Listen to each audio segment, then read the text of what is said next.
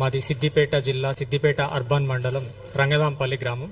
నేను రాజకీయ పార్టీకి చెందినవాన్నో లేకపోతే రాజకీయ వాళ్ళతో సంబంధం ఉన్నవాన్నో కాదు. ఒక యాదవ సామాజిక వర్గానికి చెందినవాన్ని, ఒక బీసీ రైతు బిడ్డగా మేము ముందుకు వచ్చిన.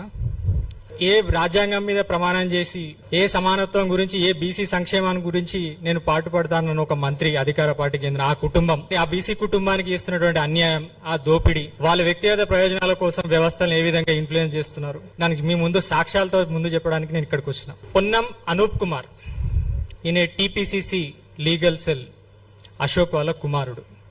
మంత్రి, బీసీ సంక్షేమ శాఖ మంత్రి అయినటువంటి పొన్నం ప్రభాకర్ వాళ్ళ అన్న కుమారుడు. మాకు 13 ఎకరాల ఒక వ్యవసాయ భూమి సిద్దిపేట అర్బన్ మండలం పక్కకు ఆనుకొని ఉంటుంది. అది దాదాపు ₹1,00,000 వరకు గజం ఉంటుందండి దాని వాల్యూ.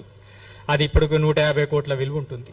మేము ఈ రోడ్ల మీదకి ఎందుకు వచ్చినాం, ఈ మైకులు పట్టుకొని మీ ముందుకు ఎందుకు వచ్చినాం అనే ప్రశ్న వస్తే, ఆయన ఆ భూమి మీద దృష్టి పెట్టిండు కాబట్టి, ఆయన మంత్రి అయిండు కాబట్టి, ఆయన చెప్పినట్టు అధికారులు అందరూ వింటారు కాబట్టి, ఆయన ఎట్లా అంటే అట్లా సరే అనే వ్యక్తులు ఉన్నారు కాబట్టి, వాళ్ళ ద్వారా లేని వివాదాలు ఎట్లా సృష్టించారు, లేని సాక్ష్యాలు ఏ విధంగా సృష్టించారు అనేది సాక్ష్యాలతో సహా మేము ముందు పెడతాను.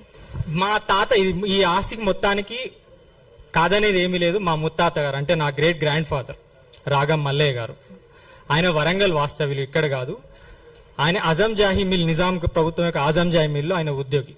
1985లో ఆయన ఒక పార్టీషన్ పంచనామా రాశాడు. దాని తక్సీనామా అని ఒక గొలుసు కట్ట రాతిలో రాశాడు ఆయన.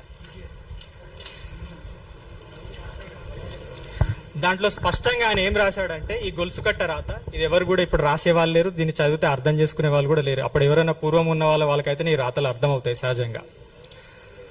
దీని ద్వారా తక్సీనామా కూడా జరిగింది.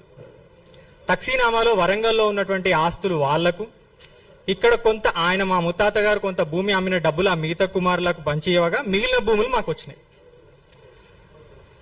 అనడానికి సాక్ష్యం మేము ఆనాటి నుంచి 1960 నుంచి ఈ రోజు వరకు కూడా మేము సాగు చేస్తున్నామా లేదా అనేదే సాక్ష్యం. ఈ పేపరే తప్పైతే 70 ఏళ్ళ మా సాగు తప్పవుతుంది. మరి పేపర్ తప్పైతే మేము 70 సంవత్సరాల నుంచి ఈ కుటుంబం ఎందుకు వ్యవసాయ సాగులో ఉంది? వాళ్ళు అనేక కారణాలు చెప్పొచ్చు, ఇది కుటుంబ పంచాయతీ అని, ఈ రకం పంచాయతీ అని. మరి 70 సంవత్సరాల నుంచి ఈ వ్యక్తి సాగులో ఎందుకున్నాడు?